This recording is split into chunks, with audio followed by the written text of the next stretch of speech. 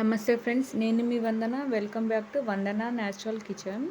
ఈరోజు అయితే పాలు అయితే విరిగిపోయినాయండి. విరిగిన పాలని పడేయడం వేస్ట్ ఎందుకని నేనైతే దాంతో ఒక స్వీట్ రెసిపీ అనేది ప్రిపేర్ చేశానండి.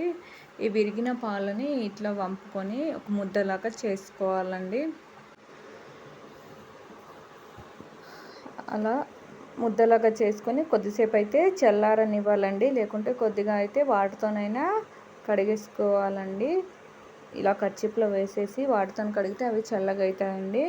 ఈ ముద్దని మనం ఒక మిక్సీ జార్లో మిక్సీ పట్టుకోవాలండి. ఎందుకంటే లడ్డూలు అనేది సాఫ్ట్గా రావడం కోసము. ఇలా కూడా చేసుకోవచ్చు, కానీ మిక్సీ పట్టుకుంటే లడ్డూలు అనేది సాఫ్ట్గా వస్తాయండి. చూడడానికి కూడా చాలా బాగుంటాయి.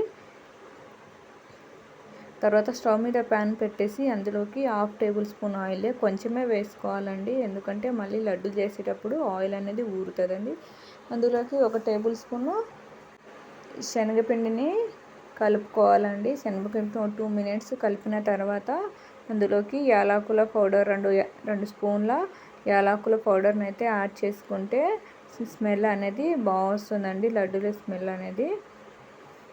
ఇలా కలుపుకున్న దానికి మనం మిక్సీ పట్టుకున్న ఈ పాల జున్నునైతే అందులోకి కలిపేసుకోవాలండి.